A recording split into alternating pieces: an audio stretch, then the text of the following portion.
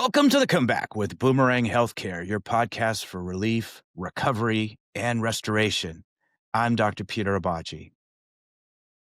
And I'm Dr. Sarah Goozee. As doctors, we know healing isn't just about treatment, it's about having the right tools, mindset, and support to move you forward. You can have pain, you might be injured, or even hurting on the inside. But all that you got going on, you can still have a really great life. And that is what we are here for. This is the Comeback. Let's get started. Sarah, I am so excited for today's podcast. I can't even say, but I'm wondering if you could introduce our guest and we can start rolling with what is going to be just a phenomenal discussion. Absolutely. Super excited to have her here with us today. And thank you for being here, Amberly. We have Amberly Lago, who is a US Today bestselling author of The Joy Through the Journey, which highly recommend. She's an Oh, internationally renowned speaker on grit, resilience, and human connection, inspiring others to find joy through life's challenges. Amber Lee's own story of resilience is equally remarkable. After a devastating motorcycle accident and 34 surgeries to save her leg, she has emerged stronger than ever. And we're so grateful to have her here with us today. thank you so much for having me. I am so excited to see y'all. Amberly, I think there's a lot of people who follow you religiously, know your story well. There's also probably a lot of new listeners with us who maybe are not as familiar with your story. Maybe you could just talk us through a little bit, the motorcycle accident and the CRPS and what happened afterwards, and then we'll dive into a lot of cool talking points. Oh, thank you. Well, yeah, I have to say, a lot of people think that the motorcycle accident and going through 34 surgeries is the hardest part of my journey, but that's easy compared to living with complex regional pain syndrome every single day. And so my life was completely different. I mean, we were just talking before we hit record that I didn't even own a computer. I mean, I spent my whole life being a professional dancer. And then after that, had a career in the fitness industry for 26 years. I had a big business. I employed several other trainers, and everything changed in the blink of an eye. I was coming home from work when I was hit by an SUV, and this was in LA, and I just remember sliding across the asphalt and thinking, "Please God, don't let another car hit me," because I couldn't even tell what I was sliding into. When I finally came to a stop, I looked down at my leg, and it was just crumbled into pieces. There was blood everywhere. I didn't know at the time, but my femoral artery was actually severed. And thankfully, there was a guy who came over right away and ripped off his belt, made a tourniquet around my leg, and he really saved my life. When I was rushed to the hospital, well, in the ambulance, I remember just squeezing the paramedic's leg because I was in so much pain and just wanting him to look at me. I wanted to make eye contact and he wouldn't look at me. And I remember thinking, why won't he look at me? Like, I just wanted him to look at me like, yeah, we've seen this before. You're going to Mm. be fine. When he didn't look at me, I thought, oh my good, does this mean I'm dying? And then I was in so much pain. I kind of wish I would die. It was the worst excruciating pain I had ever experienced. And I get to the ER and it's just chaotic in there. And I hear this crying like I've never heard before, and I'm thinking, "What is that? Who is that? What's going on?" Everything was so like I remember every moment. I know some people get hit by a car or go through an accident and they black out or pass out or lose consciousness. It was like everything was like hyper focused, and I realized this was my husband who he was a first responder. He was a lieutenant commander with the highway patrol and he had seen accidents all the time. I had never seen him cry and he was hysterical. And in that moment, I yelled across the ER. I said, "Honey, I need you to get over here and be strong for me."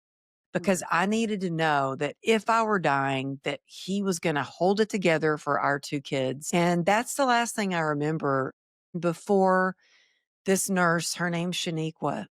She's beautiful. She leaned over me and she said, "We're going to give you something to make you feel all better now." And that was the first time I had like a sense of, okay, I'm going to be okay. And they put me in induced coma. And when I woke up, I learned I had a 1% chance of saving my leg. The first thing they told me was, "We are so sorry. Your leg is like a war wound. There's nothing we can do for you. You've got a 1% chance of saving it." And all I thought was, okay, well, you're saying there's a chance. And I focused on that 1%. And that is what got me through surgery after surgery after surgery. I just focused on the good, focused on the hope, um, my faith. And little by little, it took a lot of grit. By the grace of God, they saved my leg with 34 surgeries in total. And I really thought the worst was over.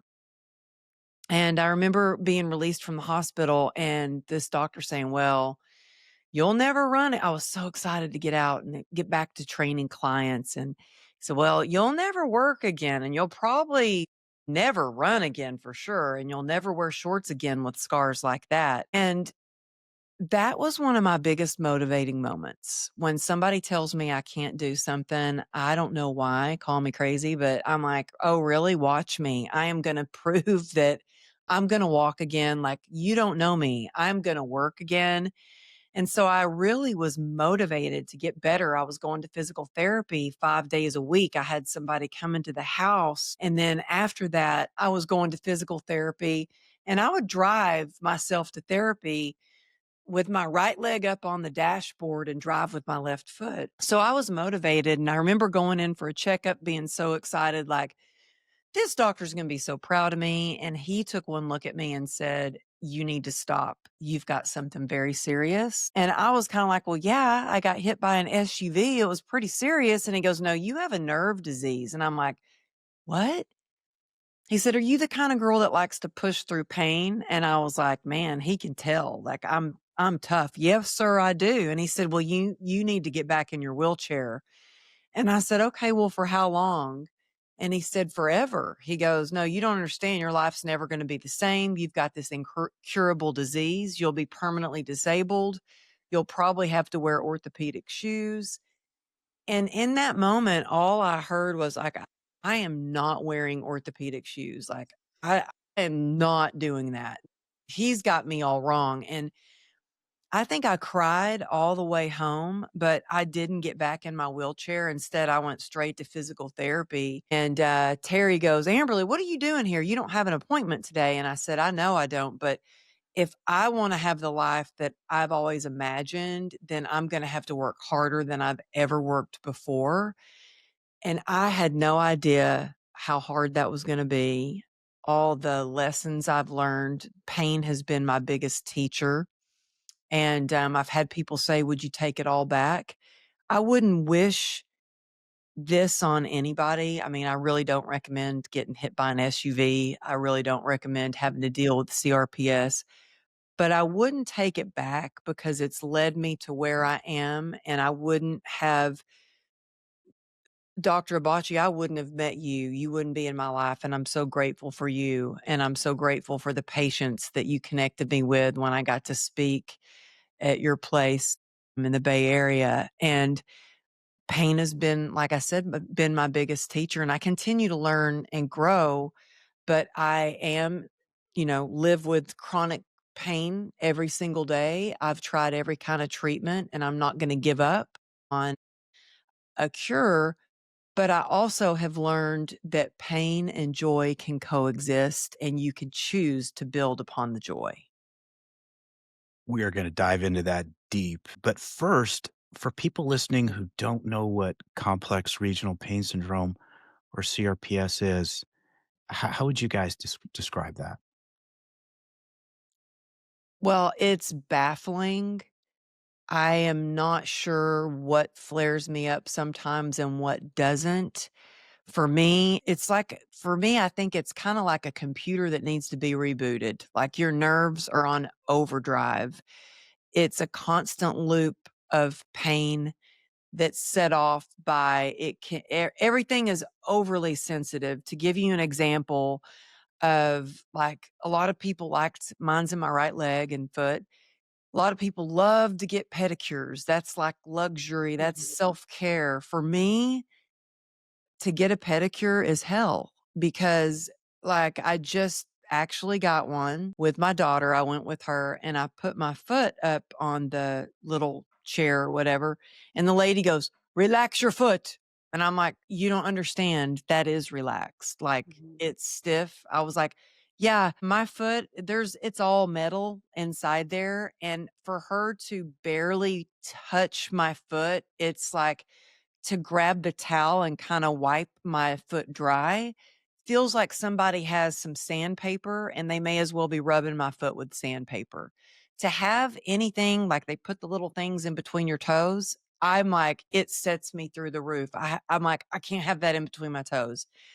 I finally, after years of searching for a shoe, I can wear one kind of shoe. It's a brand of boots, and there's something about the pitch that it is, the way it's made, that I can wear these boots. And I have to wear them all the time to work out. I'll have a beautiful dress, and my husband will say, "Well, what shoes are you going to wear with that?" I'm like, boots. Boots have become my thing. In fact, at the gym, because I work out in boots, somebody came up to me the other day and said, "You know, your nickname at the gym is Boots." I'm like, whatever it takes to wear a shoe that I can walk in. Some days it knocks me off my game. The pain is so severe that I will actually throw up from pain. Um, there I just spoke at the annual RSDSA conference, which is a nonprofit for people who've been diagnosed with complex Mm. regional pain syndrome. You can feel the heaviness in the room. It's speaking out to I asked them when I started, I said, "Who here has been diagnosed with CRPS?" And 90% of the room raised their hand. The other people were caregivers. So they live. It doesn't just affect the person that has CRPS, it affects your entire family. But there were people with wheelchairs, with walkers, with crutches, with blankets, with ice packs, with hot packs, and we're all different. And what helps me, I can share in hopes that will help someone else. But I had so many people come up to me after and say, "Wow, Amberly, I thought you were in remission. I had no idea that you still had this pain." And I don't let it define me. I don't like to talk about it all the time I feel like I spend half my time trying to explain what CRPS is and the other half almost in denial, pretending like, "Oh, that can't be me. I'm feeling pretty good today. Maybe I'm cured. Maybe I don't have it." But it will always rear its ugly head up and remind me, "Oh, yes, I'm here. I'm going to flare up." And it's interesting because just talking about what it feels like for me, flying on a plane, ooh, it feels like my foot wants to explode. Mhm. It feels like burning, aching. Sometimes the hardest thing for me to do is stand in one place. As long as I keep moving, I'm good. And believe it or not, the only time I usually don't feel any pain is when I'm on stage. I don't know if it's God, I don't know if it's adrenaline, a combination of both, or I'm so completely focused on Mhm. every attendee instead of me, but I feel no pain. And I think it's one of the reasons I probably love speaking all over the place, because I have no pain. But I just I'm lucky that I can walk because there's a lot of people that can't wear a shoe or can't walk. So I don't take that for granted, and I have to shift my perspective with gratitude every day because every day I get up and I walk like I'm 110 years old when I first get up. And it takes me a while to get moving, but I have tools in my tool belt that I continue to learn, that I share with others in hopes that it will help them as well. It sounds like, although you're living with this chronic pain, it doesn't define who you are, right? You live with it. It doesn't, right, live with you. It doesn't have a permanent place, and defining who you are and how you live. And I think that's amazing. Peter, I know that you've treated a lot of patients, as I've seen some with, CRPS, and it can be very challenging to treat. I, of course, see the psychological effects of it and how nerve wracking and anxious it can be, how it can impact your sleep and every component of your quality of life. And I'm wondering if you can talk to a little bit about that and how you've been managing it with your mood and your own mental health. Yeah, well, actually, I'm glad you brought that up because I believe so much of it starts with our mindset. And, I got in trouble. I was on the doctor's TV and I talked about mindset a little bit. Well, on that interview, they cut out like half of the interview and then they titled it "Girl Cures Pain with Her Minds with Mindset" or something like that. Well, the CRPS community was livid, which I don't blame them. They didn't get the whole story, but I'm not in control of, I'm sure that the doctors wanted as many clicks on that. How do you cure pain with mindset? Wow, that's amazing. I don't cure. I'm not cured. I'm still not in remission from CRPS, but I do believe it starts with our mindset around it. I was in denial for a long time. I did not want to admit to myself nor to anyone else. And I think that when you can take a good hard look at yourself and be honest for where you are, who you are, like where you are on your journey and what diagnosis, like you have to be your own advocate. But I finally, after going to the third doctor, because when the first doctor diagnosed me with CRPS, back then it was called RSD, I was like, that's not me. I do not have that. That cannot be my life. So I went to another doctor. They said the same thing. And I was like, nope, not me.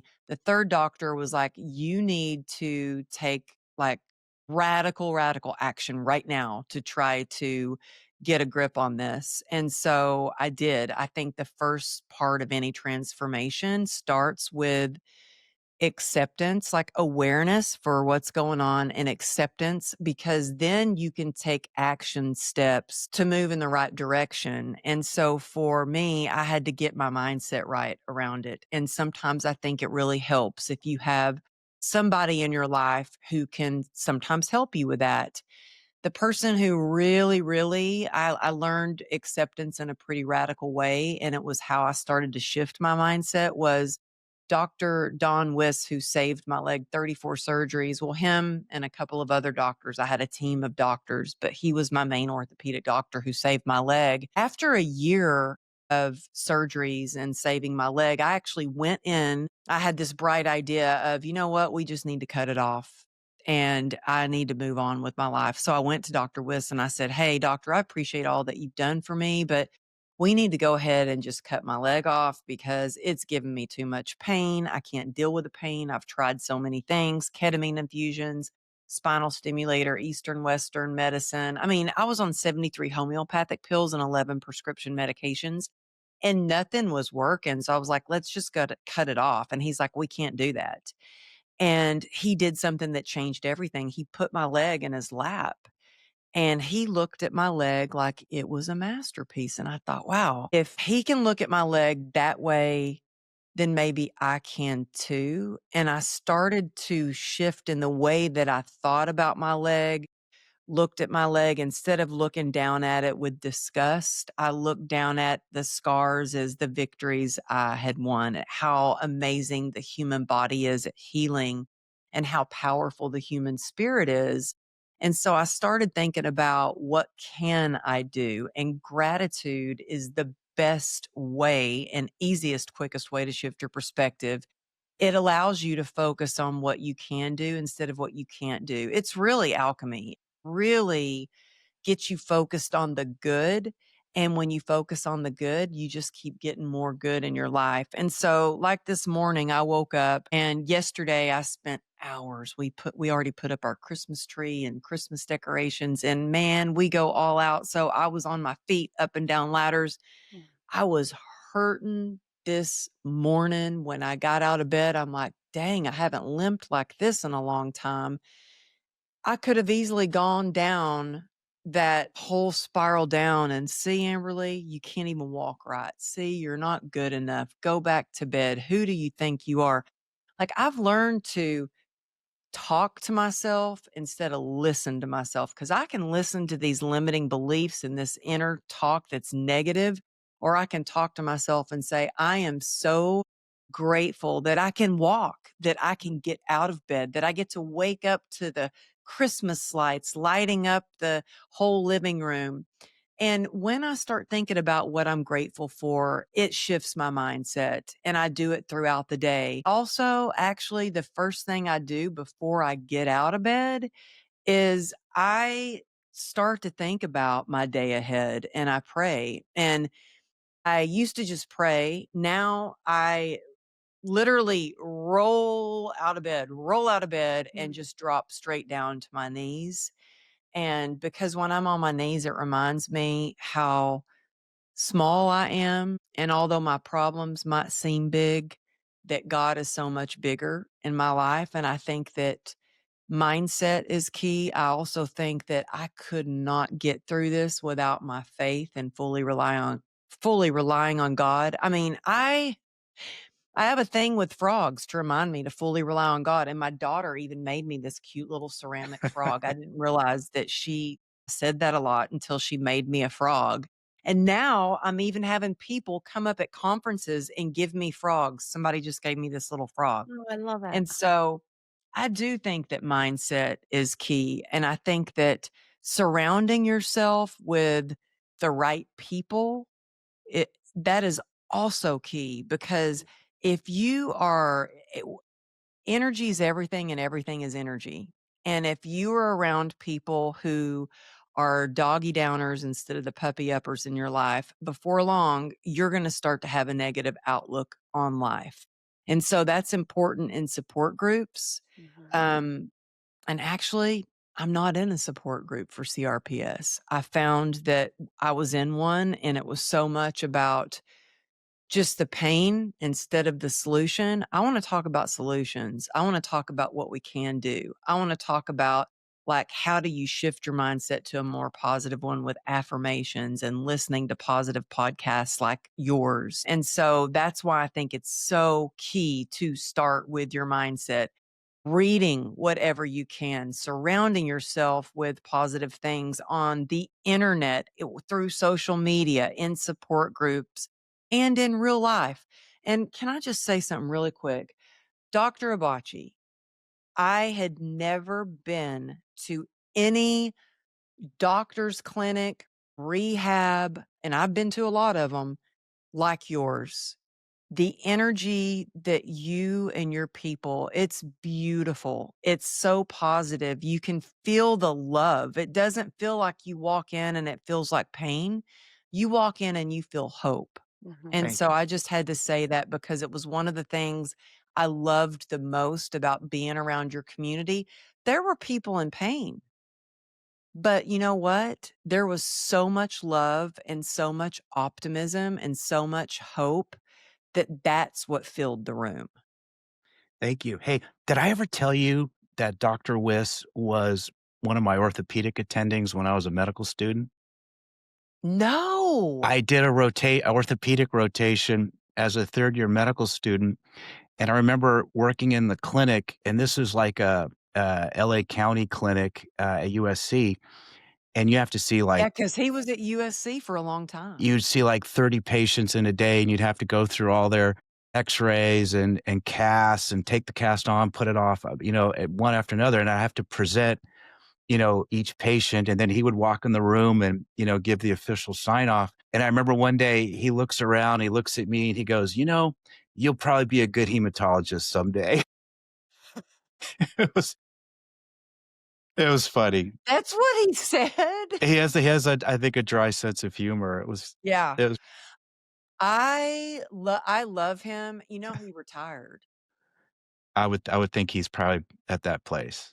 Yeah, Yeah. he loves fishing, and I used to tell him, I was like when I was still in surgeries, I was like and he was talking about retiring, like, we got to be really close, and I'm he's in my book, and actually I'm in his book, but I would go for an appointment, and we would sit and talk, and I said to him one day, I said, "Doctor Wiss, if you retire, I will go find you out on that pond fishing." I will find you when I need a surgery." So, and he was the first person to read my first book.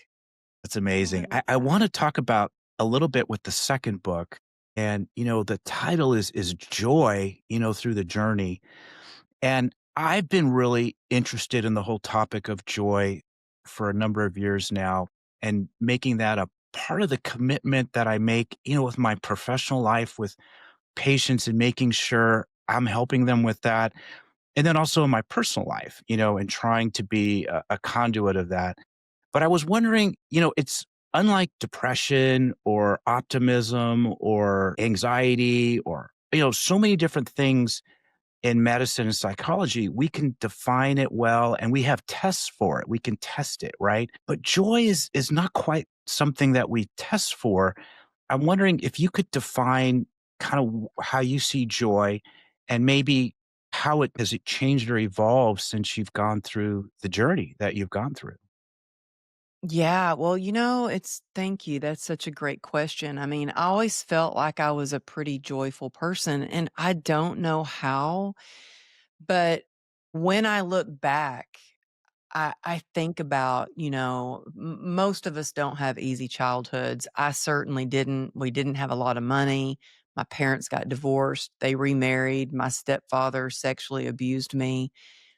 And there was something within me, maybe it's God, I didn't know at the time, but that I knew to go search and, like, fill up my soul with joy. Like, we all have joy within us, and I think sometimes it's the light within us and it gets a little dim, and we have to find ways to make sure that it's lit up bright.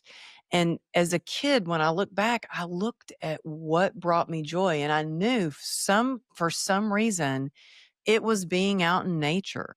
It was dancing. It was music. And then it did lead to joy was what I kinda thought was joy was I'm gonna be the best student I can be. I'm gonna get all straight A's, have AP classes, honor classes, be the choreographer for the drill team, a cappella for the cheerleaders, work 4 jobs. I then became a little bit too much. I became a bit of an overachiever, and so there's a fine line in going, "Okay, what makes me feel good and what is truly joy?" And I remember later in life, after my accident, um, I had my therapist say, "Well, Amberly, there's a guy that I treated. He had a motorcycle accident similar to yours. Do you think he could come in? He wants to meet you." And I said, "Yeah, bring him in. I want to meet him."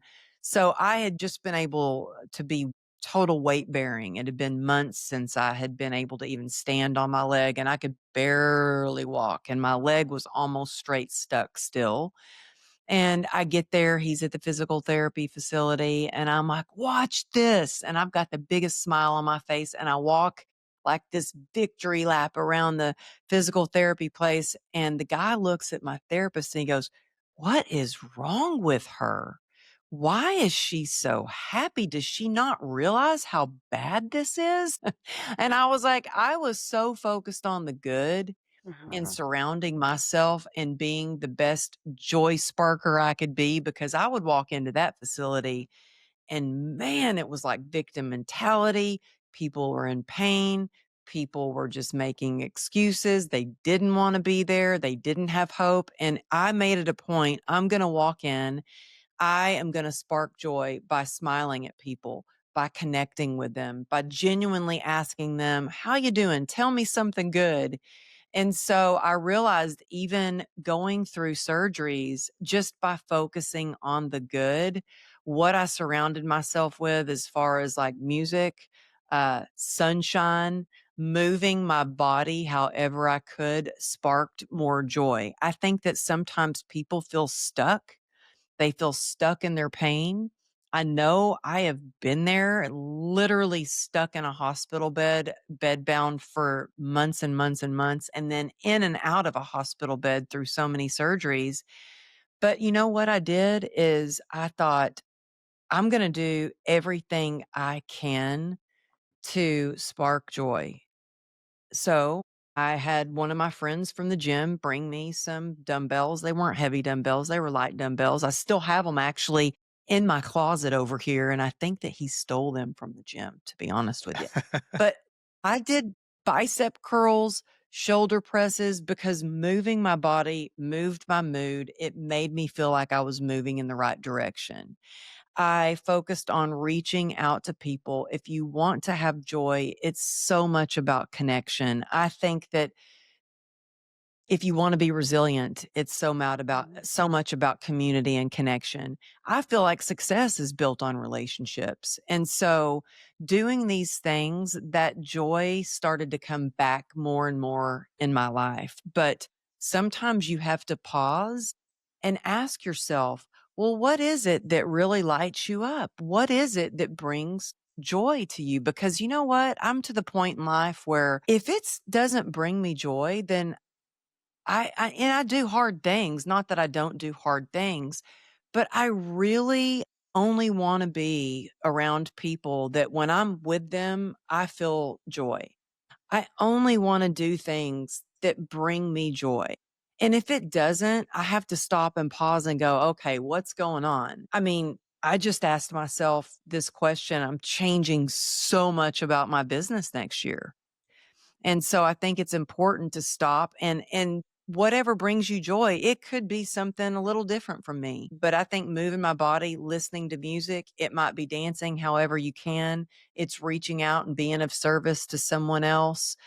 I'll give you an example. Like when we first moved back to Texas, my daughter and I, we had been moving boxes. We were exhausted. We were hungry. We didn't realize that in this town, you can't find everything shuts down. Like it's kind of a small town and there are no restaurants open. The only restaurant we found that was open, we didn't have any groceries yet, was a Whataburger. Whataburger's huge here in Texas. And so we pulled up to Whataburger and I don't know why, but I bought our burgers.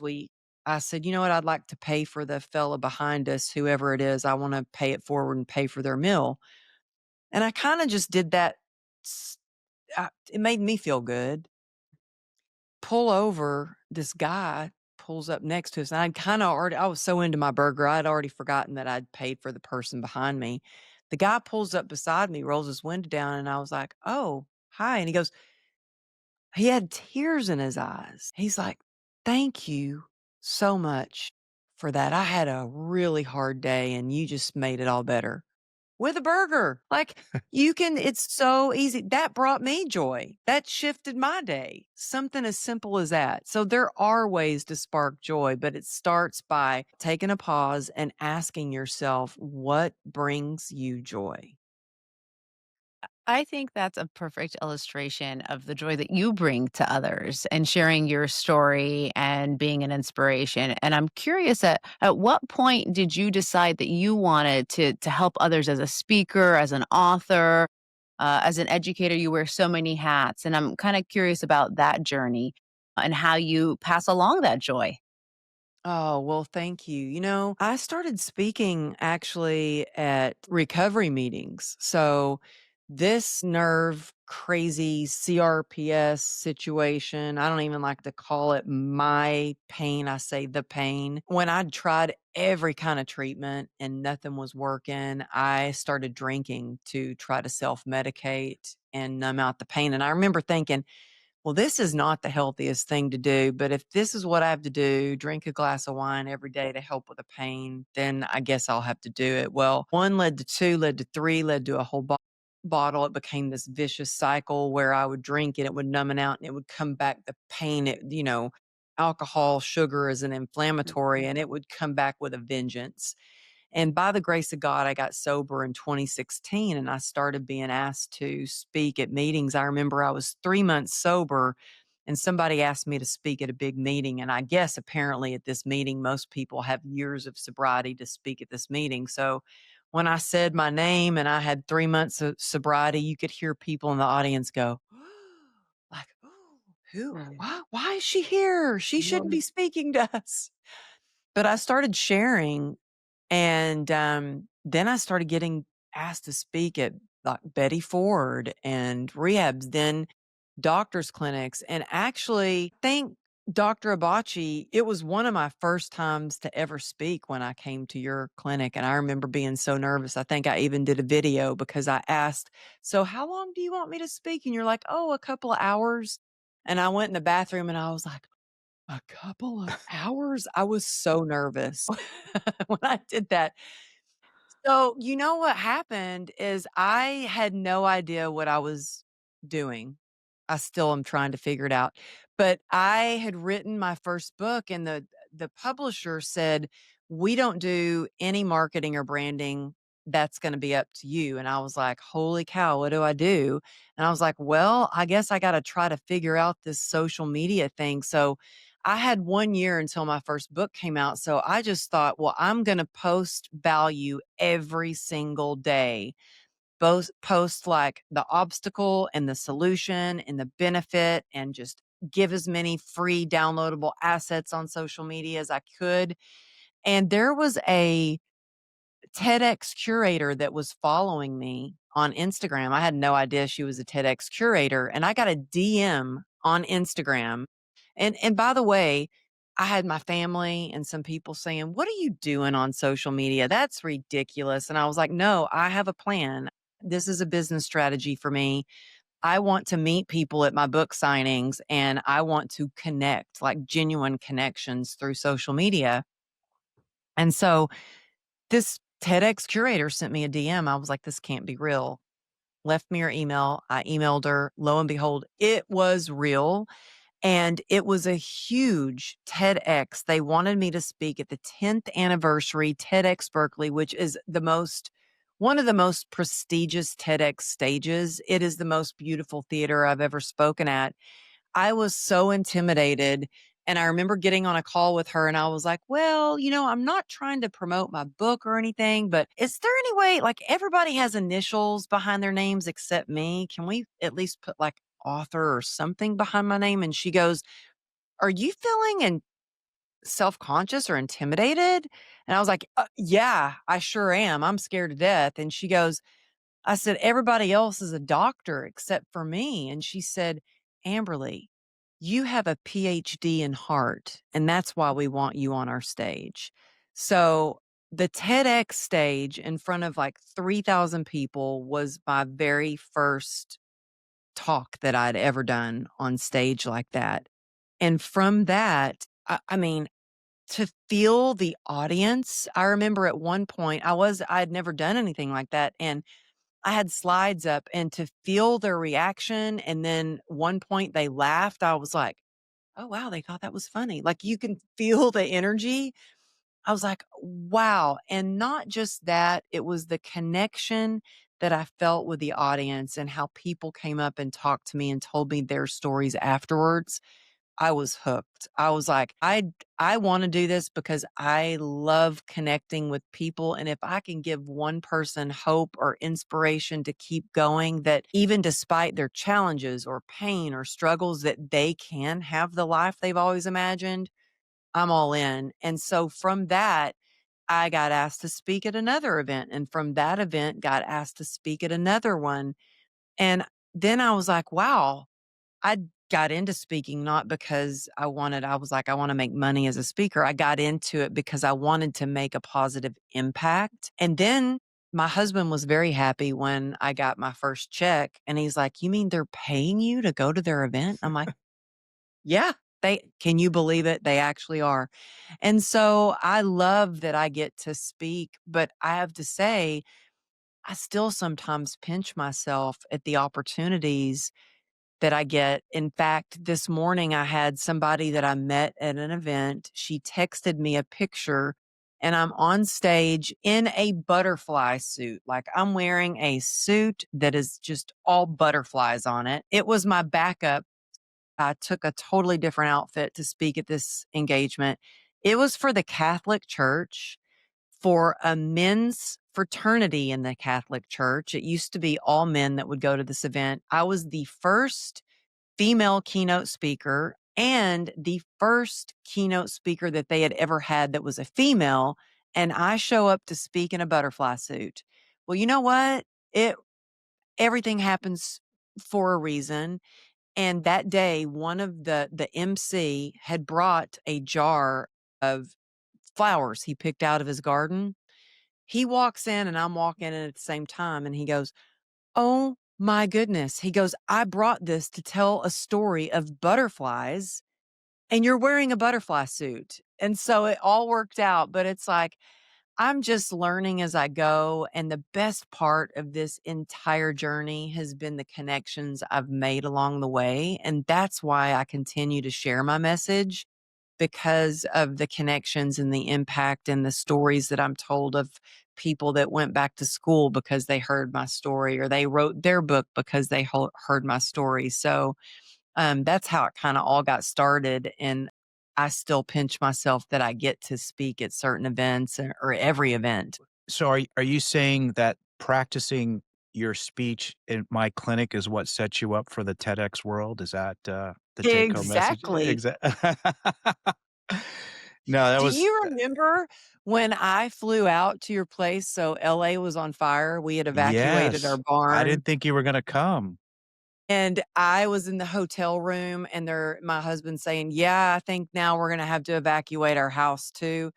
And I get to your clinic, you're like, "I didn't think you were gonna come." I'm like, "Oh, no. My house might be burning down, but I told you I would be here, and I'm here." That That was was a crazy amazing. time. I remember that clearly. I was wondering if we could shift into forgiveness a little bit. I know you talk about it in your book, and it seemed to have an important role because you had before the traumatic motorcycle accident, you already had kind of gone through some traumatic events in your life in your childhood. And how did you forgive? How did you do it? Well, it's interesting because I remember being in the hospital after my accident, and my husband was very angry. I mean, so angry at the man who hit me, and I wasn't.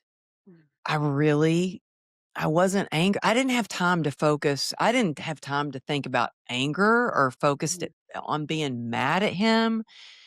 It's what's done is done.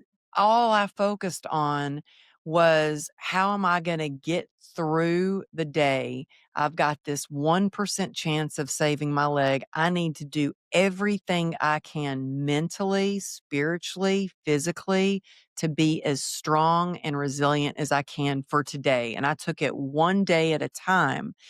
And so how I forgave him really is, I thought about, I had compassion for him, for if I hit somebody and caused that much, somebody to go in a coma and have all these surgeries, how I would feel. I would just feel horrible. I would have so much sadness, grief just for that, and so I gave him compassion on how he must feel. Well, I hoped that maybe he would have a little bit of remorse about it. He never Put reached out yourself to me. put yourself into his shoes a little bit, and that helped. Yeah, I did. Then speaking of forgiveness, like I was in probably, I would say, one of the hardest things, even more so in some ways than my motorcycle accident, was a horrible divorce I went through with my oldest daughter's dad. We were only married a year, and oh my goodness, it was hard. I won't say much more than it was really hard. And I remember my sponsor, when I'm going through the 12 steps, um, we really it's a lot. I think the 12-step program would be incredible for anybody, even without, if you don't have to be an alcoholic, just to be a good person, for better communication, to heal and forgive. Because I remember going through the 12 steps and talking to her, and she's like, "Yeah, you need to pray for your ex-husband." I'm like, "Pray for him? Are you kidding me? What?" And she goes, "Just pray for him, even if you don't believe it, even if it's not easy, pray for him." And you know what? Every day I prayed for him, and eh, that led to forgiveness, that led to freedom. When you forgive, it's freedom. And so I have I think that I've done so much deep work with therapists, with my sponsor, with the program. I still continue to do. I work with a coach. I think that it's important to not do it alone. Like, you know what? I'm a coach and I have a coach. I have a mastermind and I'm also a part of another mastermind. I've got a therapist and I have people who think I'm their therapist, which is scary. But I think you don't need to do it alone. Ask for help to get through those situations to help you forgive. But man, forgiveness is possible and it is the gift that you give yourself so Mhm. someone doesn't get free rent in your head. And it's, sometimes easier said than done. It can be a bit of a process and a challenge, and so, I applaud you for doing the work and encouraging others to do it. And I'm curious if there was anything else that you've had to let go in your life to help you move forward, and if there have been any regrets or things you wish you would have done a little differently, perhaps? Well, yeah, I had to learn that resilience isn't about bouncing back. It's about choosing to move forward with joy and have the life you've always imagined, even if things don't go as planned, because I was so caught up in fixing what I felt was broken and getting back to going to training. And I tried that and it didn't work. Sometimes instead of focusing on so much about, let me fix that, let me go back to that. If you just go, well, I stopped actually. And I thought the questions I asked myself were, what brings me joy? What can I do?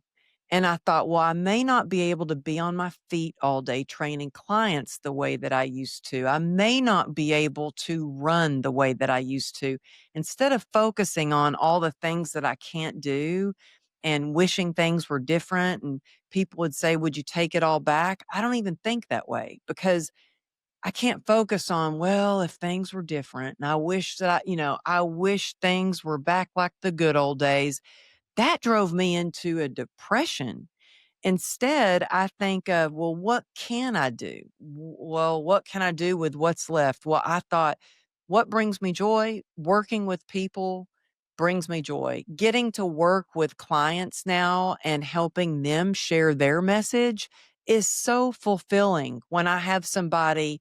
I have one of my clients, actually, I'm interviewing her today for my podcast. She's dealt with both parents who've committed suicide. She was diagnosed with Mhm. CRPS and she came to me and she has transformed. Like she's posting on social media. She just wrote a book.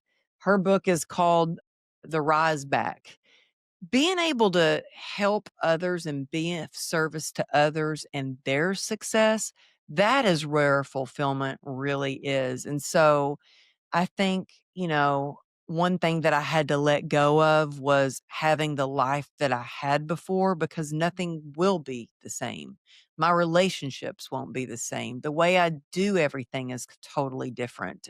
Plan everything out is totally different. And so I think that focusing on resilience moving forward and what you can do is what I've really had to, embrace and let go of the life that I was and the person that I was and think about who I am is not defined about what I do.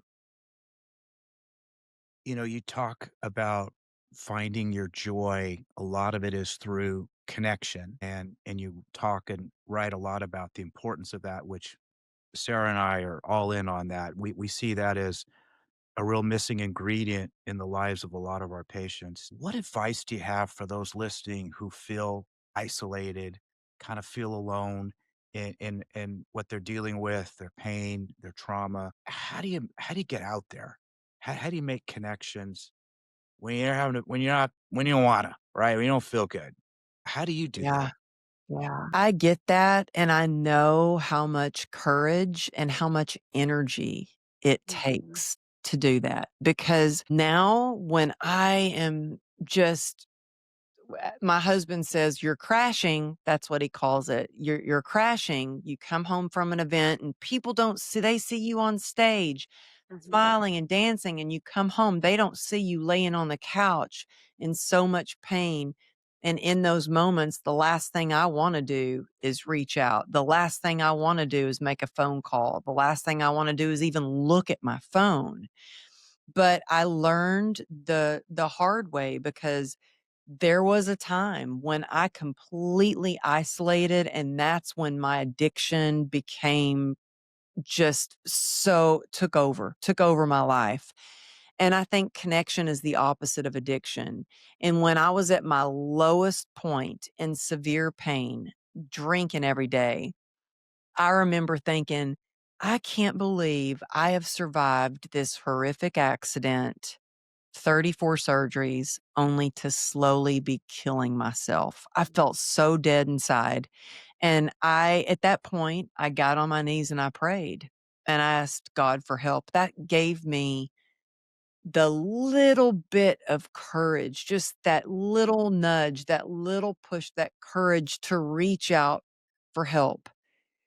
And I actually called a former client of mine who I knew was sober. And I said, "Hey, I think I got a problem. I need help." And she goes, "I'll get you to a meeting." I didn't hear from her for a week. And I don't share that to say that she didn't help me. And no, I share that because just because somebody doesn't help you doesn't mean they don't want to. Maybe they've got stuff going on in their life. That doesn't mean that you don't still go help yourself. So I Googled programs. I was like, I need help now.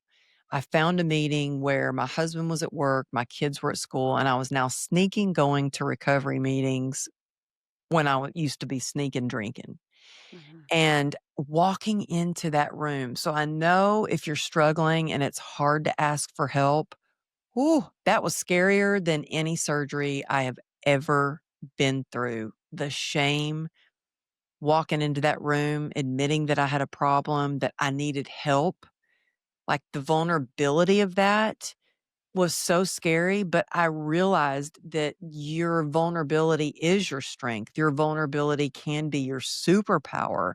And I had a friend of mine say, "You know what, Amberly, you can be vulnerable and still be fierce." So admitting that you need help doesn't make you less than. It actually strengthens your community and builds that genuine connection with whoever you're reaching out to. And people want to help, and I just know that when I have shared that I am struggling with something similar, when you can relate to that person on a deeper level, it builds a deeper relationship. And so start by asking for help with someone that you trust. If that doesn't work, there are so many places nowadays, especially online, that you can connect with somebody. I just got off the phone yesterday with 2 people that I actually met through Instagram, that both of them were diagnosed with CRPS. I became really good friends with one of the friends. Her name's Kelly. She lives in California, and she became my hiking buddy. And we've gone to a CRPS conference together. My other friend, I have still not met in person. We met on Instagram. He was diagnosed with CRPS. He's been on my podcast. I recently had another trial spinal cord stimulator. He was my support system throughout that to tell me what to ask for from the doctor and all these things. There are people out there that are good that want to help. There are doctors out there like y'all who are genuinely like they care about the person. And so you just have to find your tribe, love them hard, pour into them as much as they're pouring into you, and um and don't be afraid to ask for help. Shoot, reach out to me. I respond to my DMs on Instagram. I want to hear from you. It's me responding to all the DMs. So sometimes it takes me a little more time to respond, but I will respond back to you. So just let me know at Amberly Lago Motivation, and I'm happy to reach out to you. We can connect, and you don't have to do it alone. I know so many of our listeners, and definitely I'll speak for myself, would love to know, what closing words of wisdom do you have for those that are, you know, living in pain every day? And whether it be, physical pain, psychological pain, trauma, whatever it might be, or a combination, what words of wisdom do you have for them? Well, first and foremost, don't do it alone. Like, I used to think I had to do it alone. It was hard for me to ask for help. And asking for help not only changed my life, I believe it saved my life. And so don't do it alone. There are people out there, like, I felt like nobody's going to understand. Like, they do not understand the pain that I live with every day. There's somebody out there that is going through something so similar, if not the same. So reach out for help. Don't do it alone. And I would say also the thing that helps me, and you can go on my website, you can go on Instagram. It's in my bio on Instagram. It's actually in my book, Joy Through the Journey, the Pacer methodology. It's something that I use every day. So if you're in pain, if you're sad, if you're feeling like throwing in the towel, like this is just all too hard, or you're anxious, I use the Pacer methodology every single day to get me through those hard times. And Pacer stands for perspective, acceptance, community, endurance, and rest. I had to add the R on because that was the hardest thing for me to learn. But we've talked about a lot of these things, but perspective, I'll remind you that the quickest and easiest way to shift your perspective is with gratitude. So if you don't practice gratitude already, there's something very cathartic about actually thinking about it, yes, but writing it down. But I share it. I have a group of ladies, we call ourselves the God Squad. I share that gratitude with them, and so it's a practice, um, and get really deep, not just, "Oh, the sky is blue," but, like, really, what is one thing that you are so present in the moment that you can see how grateful and blessed you are to have these things, and it will shift your perspective. Being in acceptance, a good question to ask is, "How's that working for you? Is it helping you or hurting you?" And, we are only our impact is only as strong as we are healthy. So, making decisions to better your health mentally, spiritually, physically every day, and the only way you can do that is by being radically honest with yourself and asking yourself, is that really helping you or is it hurting you? And when you're radically honest and you can really be rooted in your truth, it allows you to connect with the right community, which is the next part of Pacer. The community that you have at your place is beautiful. The ongoing support that you allow, but really, if this goes for not just the people in your life, but the people that you're following on Instagram, the people, the support groups that you may be in, does it bring you up or does it bring you down? Surround yourself with optimistic, passionate people. And you can search those out in your life, but also on social media. Everything that you listen to is going to lift you up or bring you down. Everything you watch, everything that you read. So be very, very pay close attention to those things in your community and in your circle of friends, your inner circle especially, because it takes endurance. That's the next part of Pacer, and that's where your passion and your perseverance come into play. It's so important to get through hard times, to have something that you of purpose. Now, people say, "Well, I don't know my purpose." Your purpose can be making your garden beautiful. It can be going out there and pulling the weeds and look at what you did today. It can be that you call one person a day to tell them that you're grateful for them. It can be starting a support group for people in pain that's going to be a positive place for people to connect. So, but whatever that is, when you know your why, it can get you through anyhow. And the last part of Pacer is rest. And I think that if you really want to be resilient, you have to strategically stop sometimes and plan times to rest and refuel. Recovery is so important, especially when you are battling pain every single day that can suck the life out of you. Plan times to soak in the sun, to do a meditation. And you know what? It's so much about soul care, not just self care with the rest, but soul care. Do things that are going to nourish your soul. So it's all about resting mentally, physically, spiritually. If you need to stare at a wall, but do things to recharge your body, your mind, your spirit. Beautifully said. I always say we heal together, we don't heal alone, and so much of what you said resonates with that, and just wanna remind everybody, this is a great book Oh. because this is, so authentic, and you were You were so authentic with us today, and we really appreciate that. So, for our listeners, how can they get a hold of you and where can they find the book and tell us everything? Well, we're not ready to let you go. We have some attachment issues. This Tell us how we can find you. What an honor, y'all. I am so honored to get to be on your show and get this time with you. I thank you, thank you, thank you so much. You can find me at amberlylago.com. You can find all my upcoming events, my book, my podcast, my courses. Oh, and some freebies you can get right on the website. And if you want to see some of the behind the scenes shenanigans, you can go on Instagram at Amberly Lago Motivation and see my cute little pup Nugget, my daughter, and all her shenanigans.